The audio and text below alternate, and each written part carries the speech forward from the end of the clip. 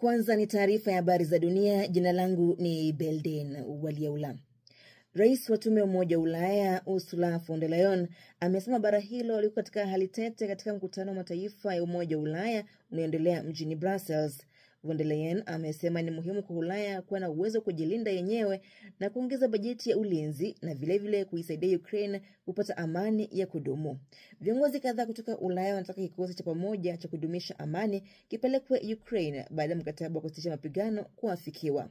Akizungumza akiwa mjini Moscow, waziri wa mambo ya kigeni Urusi Sergei Lavrov ameonya kuwa Urusi itachukulia hatua ya kutuma kwa wanajeshi wa Umoja wa Ulaya nchini Ukraine kama bara hilo kujihusisha moja kwa moja na vita dhidi ya Urusi. Balozi wa Ukraine nchini Uingereza Jenerali Valery Zaluni amekosoa Marekani kwa kile alichokiita ni kuharibu taratibu wa kimataifa uliopo. Akizungumza na wanahabari mjini London, balozi huyo ambaye awali alikuwa kamanda wa jeshi la Ukraine amekosoa sera za kigeni za utawala wa Trump na jinsi Marekani imetilia shaka Umoja wa Mataifa ya Magharibi. Ameonya pia kuna uwezekano wa jumuiya kujihami ya NATO kusambaratika. Maoni yake yanakuja huku kukiwa na hali ya mvutano wa chini kwa chini kati ya rais wa Ukraine Volodymyr Zelensky na rais wa Marekani Donald Trump baada ya kutofautiana hadharani katika ikulu ya White House Ijumaa iliyopita.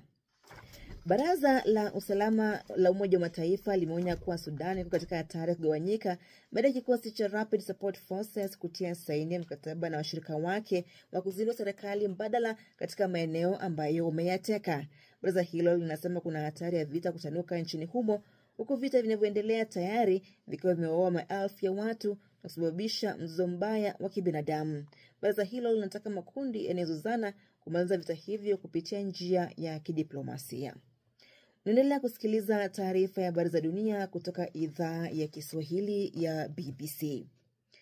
Zaidi ya watu 10 wamejeruhiwa baada ya polisi nchini Msumbiji kutawanya maandamano yaliyokuwa na vurugu yaliyoongozwa na kiongozi wa upinzani Venancio Mondlane ambaye pia alikuwa mshindi wa pili katika uchaguzi wa urais wa mwaka jana uliokumbwa na utata. Ahmed Bahaj na maelezo zaidi. Na kundi la Hamas linasema vitisho vya rais wa Marekani Donald Trump dhidi ya kundi hilo linachochea Israel kujiondoa katika mkataba wa kusitisha mapigano.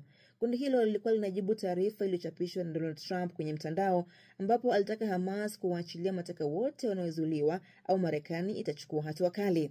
Hamas imesisitiza kwamba Israel lazima ianze kutekeleza awamu ya pili ya mkataba walionao ambayo inawataka Israel kuondoa wanajeshi wake eneo la Gaza. Hii ni BBC. Taarifa ya habari za dunia imesomwa na Belden Waliaula.